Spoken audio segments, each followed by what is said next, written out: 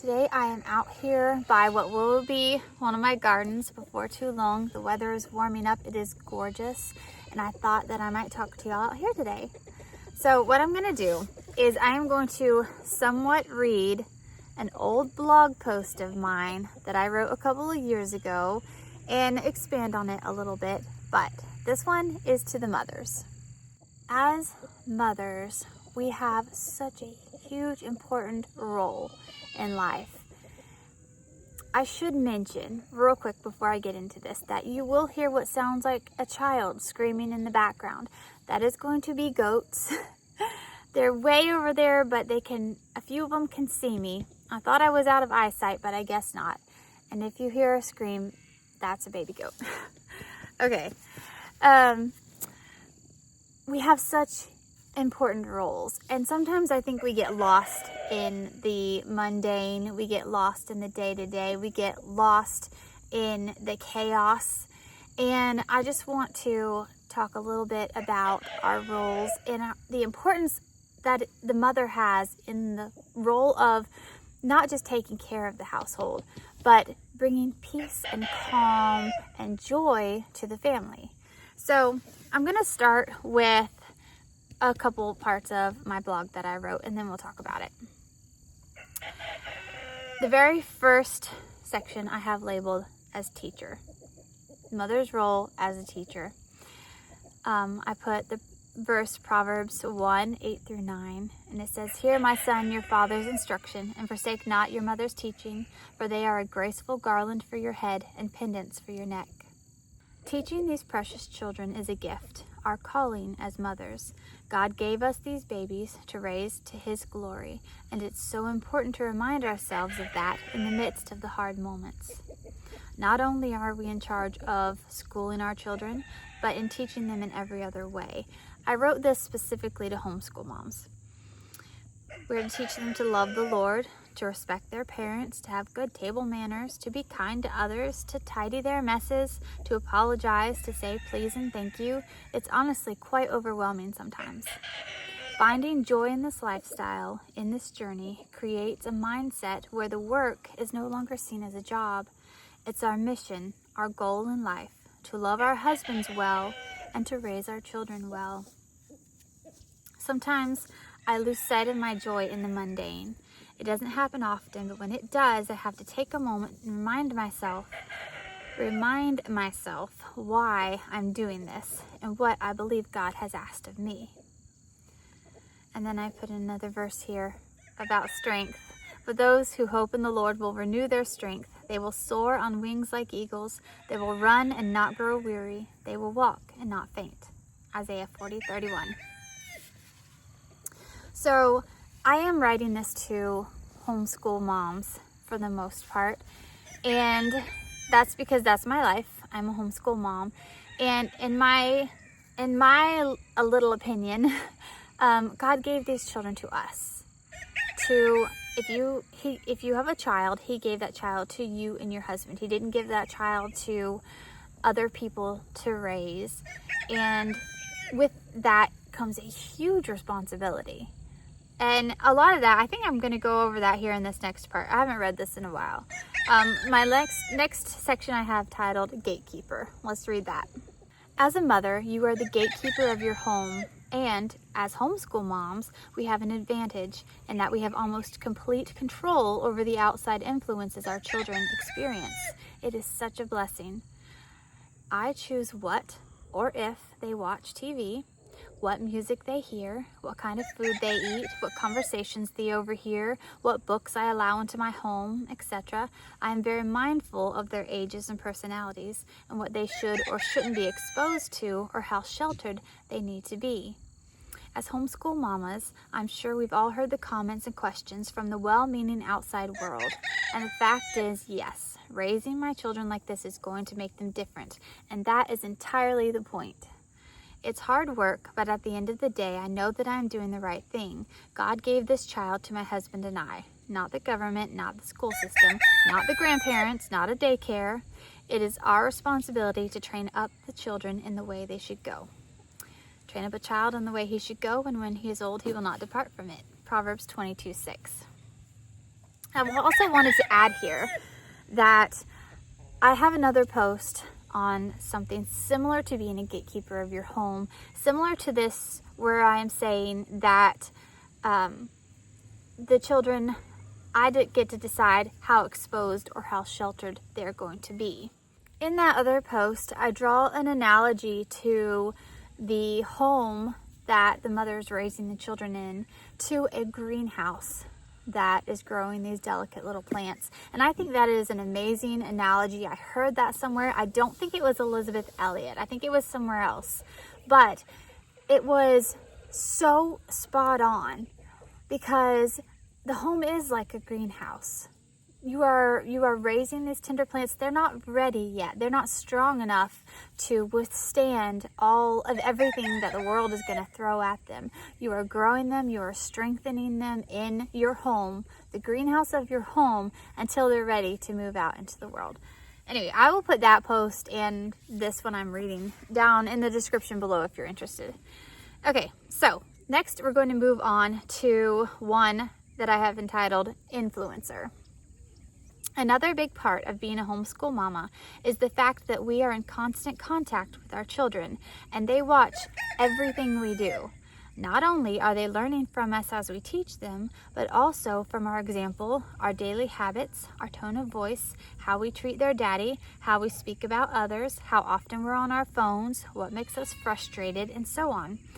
And that is a huge responsibility, knowing that our behaviors are molding our children's.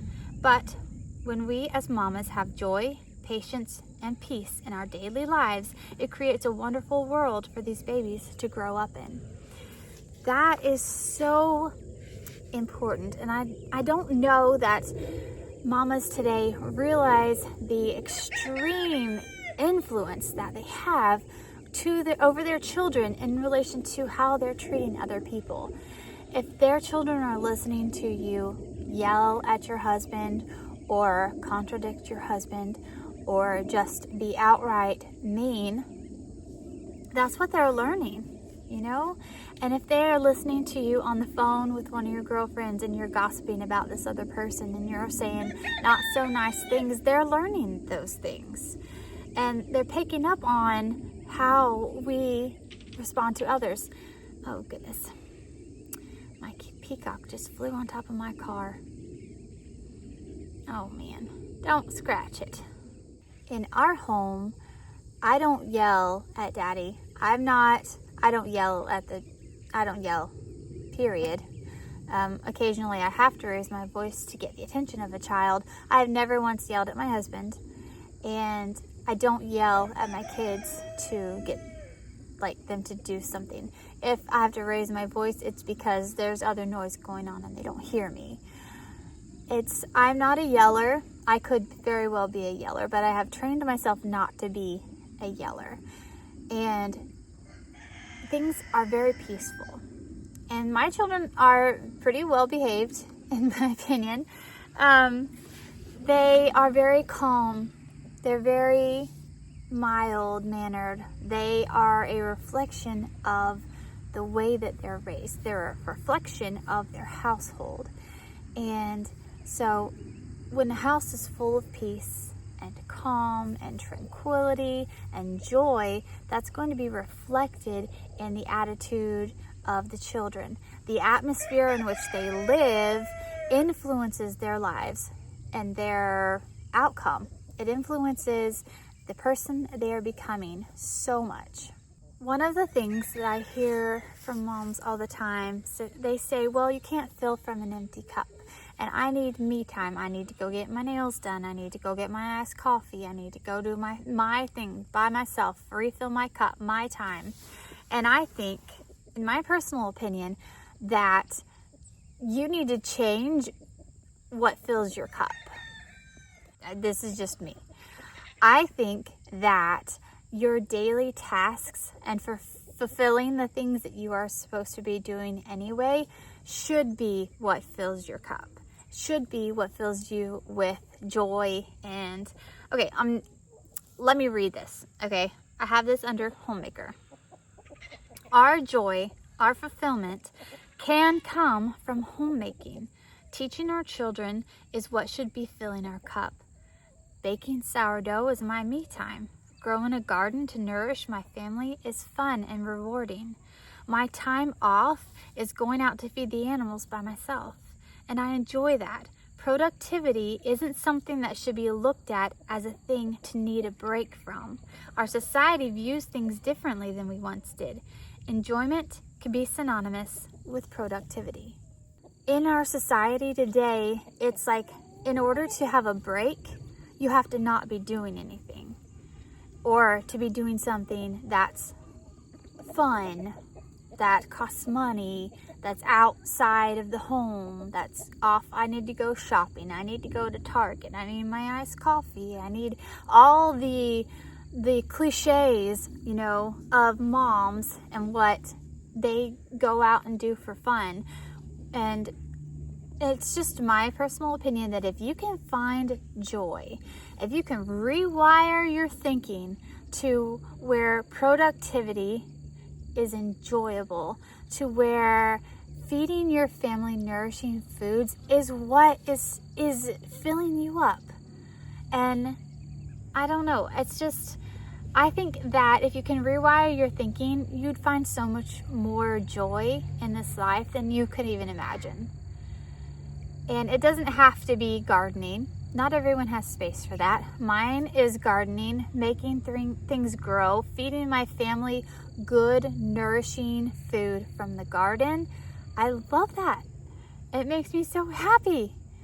And being with my children. I could be with my children and my husband 24/7. I don't need a break from them. I don't feel like I need a break from them. Partly because they have been raised to be good kids. They are not something that I need a break from. They are calm. They are enjoyable. And my husband, if he could work from home and we could be together all the time, that would be great. I would love that. I have put multiple other Bible verses in here. I did put the Proverbs 31 woman verse in my blog as well. And there's a lot of people who have said, well, that's just a man's opinion. Did you know that it was Solomon's mother who told him this, of what a Proverbs 31 woman should be? It was. So this originally came from a woman, not from a man's opinion. And while the Proverbs 31 woman may seem impossible, it's something to strive for. It's something to look at. And when I read verse 26, it says, she speaks with wisdom and faithful instruction is on her tongue. I want to be that. I want to speak with wisdom.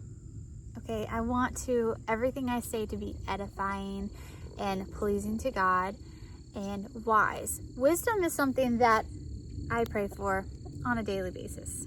So I end it by saying this. This time we have as mama to these precious babies is too short. We can't waste it. We shouldn't rush it.